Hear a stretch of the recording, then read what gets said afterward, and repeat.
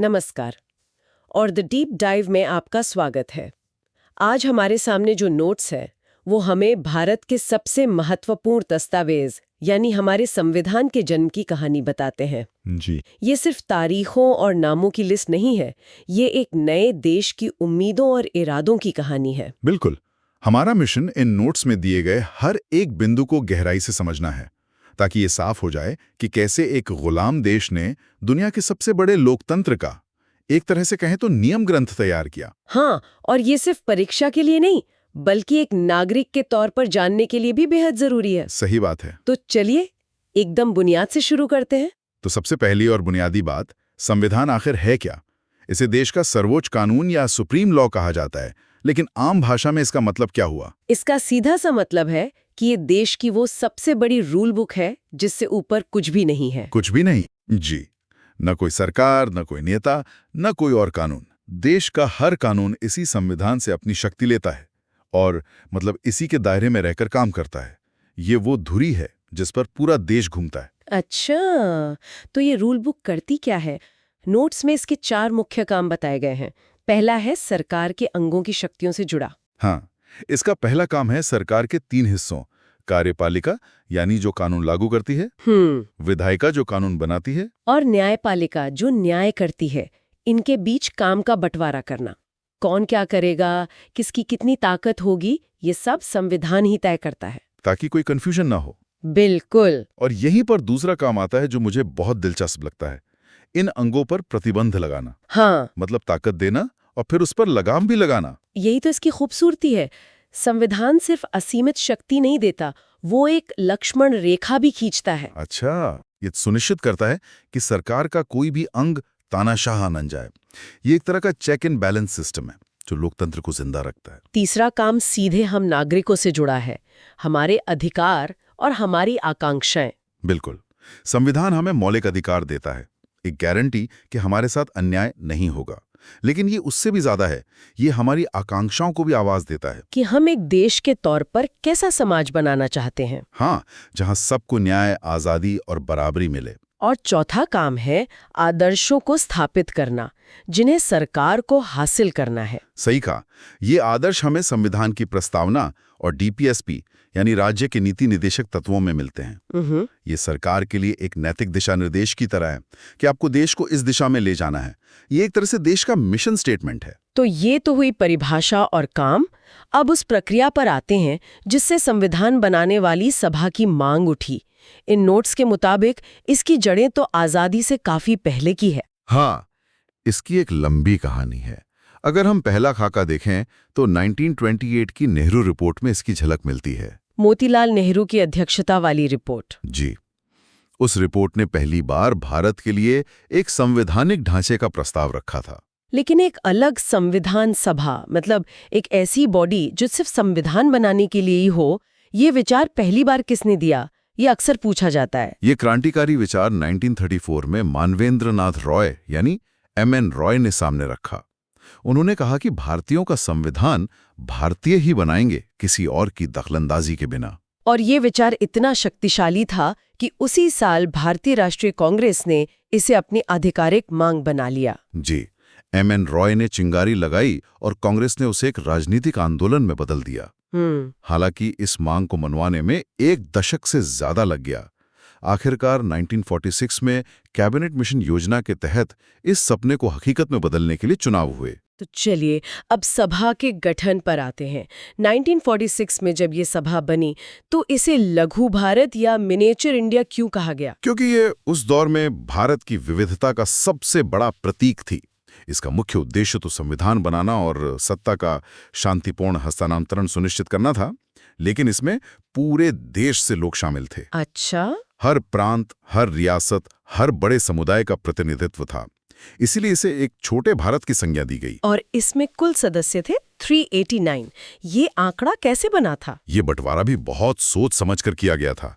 इनमें से 292 सदस्य सीधे ब्रिटिश भारत के प्रांतों से चुनकर आए थे। और बाकी के सदस्य? बाकी में से 93 सदस्य देसी रियासतों से थे, जिन्हें वहां के राजाओं ने मनोनीत करके भेजा था। ओके। और बचे हुए 4 सदस्य चीफ कमिश्नर क्षेत्रों से थे, जो आज के केंद्र शासित प्रदेश जैसे थे। ठीक है, तो सभा बन गई। अब इसकी बैठकों और काम करने के तरीके पर आते हैं। पहली ही बैठक 9 दिसंबर 1946 को एक बड़ी घटना हुई। हाँ, पहली ही बैठक में एक दरार साफ दिख गई। मुस्लिम लीग ने इसका बहिष्कार कर दिया। क्यों? वो भारत के लिए एक साझा संविधान बनाने के पक्ष में नहीं थे और पाकिस्तान के लिए एक अलग संविधान सभा की मांग पर अड़े हुए थे। इस बहिष्कार के बीच सभा ने अपना काम आगे बढ़ाया। अध्यक्ष किसे चुना गया? पहली बैठक में एक अस्थायी अध्यक्ष थे, लेकिन 2 दिन बाद 11 दिसंबर 1946 को सभा ने डॉक्टर राजेंद्र प्रसाद को अपना स्थायी अध्यक्ष चुन लिया। ये एक बहुत महत्वपूर्ण फैसला था। जी, इसने सभा को स्थिरता दी। और इसके ठीक 2 दिन बाद 13 दिसंबर को जवाहरलाल नेहरू ने वो दस्तावेज पेश किया जिसे संविधान की आत्मा कहा जा सकता है, उद्देश्य प्रस्ताव। हाँ, इसका क्या महत्व था? ये महज एक प्रस्ताव नहीं था, ये एक घोषणा थी। इसमें नेहरू ने बताया कि आजाद भारत किस रास्ते पर चलेगा, स्वतंत्र, संप्रभु गणराज्य, जहां सभी नागरिकों को न्याय, समानता और स्वतंत्रता मिलेगी। बिल्कुल, यही वो दर्शन था जिस पर पूरे संविधान की इमारत खड़ी होनी थी। बाद में यही प्रस्तावना हमारी प्रस्तावना बना। अब देश आजादी के बहुत करीब आ रहा था। माउंटबैटन योजना और स्वतंत्रता अधिनियम का इस सभा पर क्या असर पड़ा? इसका बहुत गहरा असर पड़ा। भारतीय स्वतंत्रता अधिनियम ने देश के विभाजन को कानूनी रूप दे दिया और इसी के तहत पाकिस्तान के लिए एक अलग संविधान सभा बनाने की घोषणा कर दी गई। तो इसका सीधा नतीजा ये हुआ कि मुस्लिम लीग के सदस्य भारतीय संविधान सभा से औपचारिक रूप से अलग हो गए। बिल्कुल, जब पाकिस्तान की संविधान सभा अलग हो गई तो भारतीय सभा का स्वरूप बदल गया, सदस्यों की संख्या घट गई और इससे भी बड़ी बात यह हुई कि भारतीय संविधान सभा एक संप्रभु निकाय यानी सॉवरेन बॉडी बन गई। संप्रभु निकाय, इसका मतलब क्या है? इसे थोड़ा और साफ करें। इसका मतलब है कि अब सभा अपने फैसले लेने के लिए पूरी तरह से आजाद थी। उस पर ब्रिटिश संसद का कोई नियंत्रण नहीं था। अच्छा। वो चाहे तो अंग्रेजों के बनाए किसी भी कानून को रख सकती थी, बदल सकती थी या पूरी तरह खत्म कर सकती थी। अब असली ताकत भारतीय हाथों में थी। अब आते हैं उस समिति पर जिसने संविधान के मसौदे को अंतिम रूप दिया, प्रारूप समिति या ड्राफ्टिंग कमेटी। निश्चित रूप से, अगर संविधान सभा एक संसद थी तो प्रारूप समिति उसकी कैबिनेट थी। संविधान का पूरा कानूनी ढांचा तैयार करने का भारी जिम्मा इसी के कंधों पर था। इसका गठन 29 अगस्त 1947 को हुआ था। और इसके अध्यक्ष थे डॉक्टर B.R. अम्बेडकर, जिन्हें आधुनिक मनु भी कहा जाता है। आखिर उन्हें ही क्यों इस सबसे महत्वपूर्ण काम के लिए चुना गया? वो तो कांग्रेस के बड़े आलोचक थे। और यही तो इस सभा की महानता थी। सब जानते थे कि संविधान के कानूनी और तकनीकी पहलुओं पर डॉक्टर अंबेडकर से बेहतर पकड़ किसी की नहीं है। सही बात है। राजनीतिक मतभेदों को किनारे रखकर देश के लिए सबसे काबिल व्यक्ति को चुना गया। अध्यक्ष समेत इस समिति में कुल 7 सदस्य थे। जी, नोट्स में सभी के नाम दिए गए हैं। Doctor B.R. अम्बेडकर के अलावा थे अल्लादी कृष्णास्वामी अय्यर, N. गोपालस्वामी अयंगर और मोहम्मद सादुल्ला। हाँ, और 5वें सदस्य थे B.L. मित्तर, लेकिन उन्होंने स्वास्थ्य कारणों से इस्तीफा दे दिया, जिनकी जगह N. माधवराव आए। अच्छा, ये बदलाव हुए थे। जी। 6ठे सदस्य थे D.P. खेतान, जिनकी कार्यकाल के दौरान ही मृत्यु हो गई और उनकी जगह T.T. कृष्णचारी को सदस्य बनाया गया। और 7वें सदस्य थे K.M. मुंशी। तो ये वो 7 लोग थे जिन्होंने संविधान को शब्दों में पिरोया। बिल्कुल। तो इस समिति ने काम कैसे किया? पहला ड्राफ्ट कब आया? समिति ने बहुत मेहनत करके पहला प्रारूप 21 फरवरी 1948 को प्रकाशित किया। और सबसे दिलचस्प बात यह है कि इसे किसी बंद कमरे में तय नहीं किया गया। तो इस ड्राफ्ट को देश की जनता के सामने रखा गया और इस पर बहस और सुझाव देने के लिए 8 महीने का समय दिया गया। 8 महीने? ये तो कमाल है। आज के जमाने में तो ये सोचना भी मुश्किल है। हाँ, मतलब हर नागरिक को संविधान निर्माण में भागीदार बनाया गया। बिल्कुल। हजारों सुझाव आए, उन पर विचार हुआ और इस पूरी प्रक्रिया के बाद अंतिम प्रारूप 4 नवंबर 1948 को डॉक्टर अंबेडकर ने सभा में पेश किया। इस पूरी प्रक्रिया के कुछ आंकड़े भी बहुत प्रभावशाली हैं, जैसे इसमें लगा कुल समय 2 साल 11 महीने और 18 दिन। ये आंकड़ा दिखाता है कि काम कितनी बारीकी से किया गया। कोई जल्दबाजी नहीं थी। और खर्च? लगभग 64 लाख रुपए का खर्च आया, जो उस जमाने में एक बहुत बड़ी रकम थी। और कुल 11 सत्र हुए जिनमें 165 दिन सिर्फ बहस चली।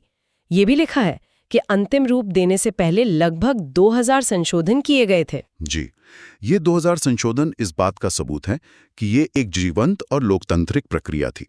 हर शब्द, हर कॉमा पर बहस हुई। ये किसी एक व्यक्ति या पार्टी का नहीं, बल्कि पूरे देश का दस्तावेज बन रहा था। अब आते हैं सबसे महत्वपूर्ण तारीखों पर। 26 नवंबर 1949 और 26 जनवरी 1950। अक्सर लोग इनमें कंफ्यूज हो जाते हैं। इसको साफ समझना बहुत जरूरी है। 26 नवंबर 1949 वो दिन है जब संविधान बनकर तैयार हो गया और संविधान सभा ने उसे अंगीकृत किया, यानी अडॉप्ट कर लिया, जिसे हम संविधान दिवस के रूप में मनाते हैं। बिल्कुल। तो क्या पूरा संविधान उसी दिन लागू हो गया था? नहीं, नागरिकता, चुनाव और संसद से जुड़े कुछ जरूरी प्रावधान तुरंत लागू कर दिए गए थे ताकि देश का काम ना रुके, लेकिन पूरा संविधान नहीं।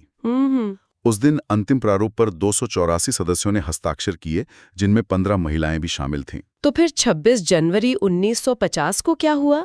उस तारीख का क्या महत्व है? 26 जनवरी 1950 को संविधान पूरी तरह से लागू हुआ। इस दिन भारत सही मायनों में एक संप्रभु गणराज्य बना। हम इसी दिन को गणतंत्र दिवस के रूप में मनाते हैं। लेकिन लागू करने के लिए 2 महीने इंतजार क्यों किया गया? 26 जनवरी की तारीख ही क्यों चुनी गई? इसके पीछे एक बहुत गहरा ऐतिहासिक और भावनात्मक कारण है। वो क्या है कि 1930 में इसी दिन, यानी 26 जनवरी को, कांग्रेस ने रावी नदी के किनारे लाहौर में पूर्ण स्वराज दिवस मनाया था। अच्छा, ये भारत की आजादी का पहला प्रतीकात्मक ऐलान था? जी, उसी ऐतिहासिक दिन को अमर बनाने के लिए ये तारीख चुनी गई। ये तो बहुत दिलचस्प है। अब प्रारूप समिति के अलावा भी कई और समितियां थीं। इतने बड़े काम को अकेले तो नहीं किया जा सकता था। बिल्कुल, काम को बांटने के लिए कई समितियां बनाई गईं। अगर हम बड़े नेताओं के हिसाब से देखें तो जवाहरलाल नेहरू के पास वो समितियां थीं जो देश की बड़ी तस्वीर तय कर रही थी, जैसे संघीय शक्ति समिति जी, और संघीय संविधान समिति। सही। और सरदार पटेल के पास? सरदार पटेल के पास वो जिम्मेदारियां थीं जो देश को जोड़ने और जमीनी हकीकत से जुड़ी थी, जैसे प्रांतीय संविधान समिति और सबसे मुश्किल काम, मौलिक अधिकारों और अल्पसंख्यकों के मामलों पर बनी सलाहकार समिति। और पूरी प्रक्रिया के संचालक डॉक्टर राजेंद्र प्रसाद? वो प्रक्रिया नियम समिति और संचालन समिति जैसी समितियों के अध्यक्ष थे। उनका काम ये सुनिश्चित करना था कि सभा का काम नियमों के अनुसार और सुचारू रूप से चले। वो एक तरह से इस पूरी बहस के स्पीकर थे। हाँ, कह सकते हैं। इन बड़ी समितियों के अलावा भी नोट्स में कई और समितियों का जिक्र है, जैसे गृह समिति या कार्यक्रम समिति। हाँ, और ये दिखाता है कि काम कितना विस्तृत था। हर छोटे बड़े पहलू के लिए एक समिति थी। जैसे जीवी मावलंकर की अध्यक्षता में संविधान सभा के कार्यों पर समिति बनी। अच्छा? तो उषानाथ सेन की अध्यक्षता में प्रेस दीर्घा समिति भी थी। यहां तक कि सुप्रीम कोर्ट कैसा होगा, इस पर भी एक अलग तदर्थ समिति थी। हर चीज पर बारीकी से काम हुआ। इसका मतलब है कि संविधान सभा सिर्फ संविधान ही नहीं बना रही थी, वो और भी काम कर रही थी। जी हाँ, वो एक साथ दोहरी भूमिका निभा रही थी। दोहरी भूमिका? एक तरफ वो देश के भविष्य का संविधान लिख रही थी और दूसरी तरफ वो आजाद भारत की पहली अस्थायी संसद के तौर पर भी काम कर रही थी, देश के लिए जरूरी कानून बना रही थी। वाह, मतलब देश की पहली संसद भी वही थी। बिल्कुल। जब सभा संविधान बनाने के लिए बैठती थी तो अध्यक्षता डॉक्टर राजेंद्र प्रसाद करते थे, और जब वही सभा कानून बनाने के लिए, यानी एक विधायिका के तौर पर बैठती थी, तो अध्यक्षता जीवी मावलंकर करते थे, जो बाद में भारत की पहली लोकसभा के स्पीकर भी बने। जी। और राष्ट्रीय ध्वज, राष्ट्रगान और राष्ट्रगीत को भी इसी सभा ने अपनाया था। हाँ, ये सारे राष्ट्रीय प्रतीक इसी सभा ने देश को दिए। तिरंगे को 22 जुलाई 1947 को अपनाया गया। जनगण मन और वंदे मातरम दोनों को 24 जनवरी 1950 को अपनाया गया। और तो और मई 1949 में राष्ट्रमंडल में भारत की सदस्यता को भी इसी सभा ने मंजूरी दी।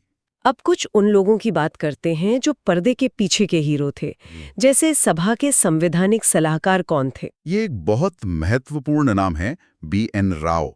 वो सभा के सदस्य नहीं थे, लेकिन संविधान का जो पहला मसौदा था वो उन्होंने ही तैयार किया था। अच्छा। दुनिया भर के संविधानों का उनका ज्ञान अतुलनीय था। उनका योगदान डॉक्टर अंबेडकर के बराबर ही माना जाता है। और जिन्होंने इस महान दस्तावेज को अपने हाथों से लिखा, वो सुलेखक कौन थे? यहाँ भी एक दिलचस्प कहानी है। मूल संविधान छापा नहीं गया, बल्कि हाथ से लिखा गया। अच्छा। अंग्रेजी की सुंदर लिखावट प्रेम बिहारी नारायण रायजादा की थी और हिंदी संस्करण को वसंत कृष्ण वैद्य ने लिखा था। ये इसे सिर्फ कानून नहीं, एक कलाकृति बनाता है। और उस पर जो खूबसूरत चित्रकारी और सजावट है, वो महान कलाकार नंदलाल बोस और शांति निकेतन के उनके साथियों की देन है। उन्होंने संविधान के पन्नों पर भारत के हजारों साल के इतिहास को चित्रों में उकेरा है। महिलाओं की भागीदारी की बात किए बिना ये चर्चा अधूरी है। 15 महिला सदस्य, ये उस जमाने के हिसाब से एक बहुत बड़ी संख्या थी।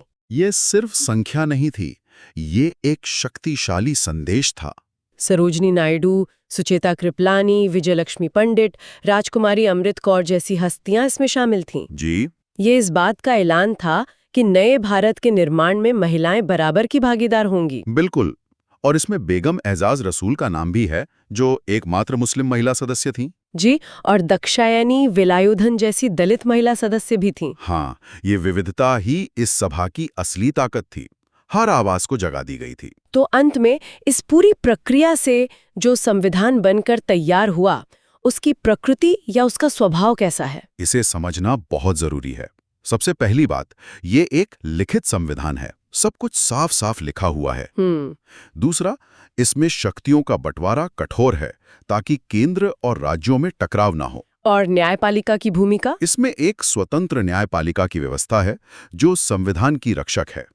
लेकिन सबसे खास बात इसका स्वरूप है। वो क्या है? ये कागज पर तो संघीय यानी फेडरल है, जहां राज्यों को भी शक्तियां हैं, लेकिन इसकी आत्मा एकात्मक यानी यूनिटरी है, जहां एक मजबूत केंद्र की व्यवस्था है। इसको किसी आसान उदाहरण से समझा सकते हैं?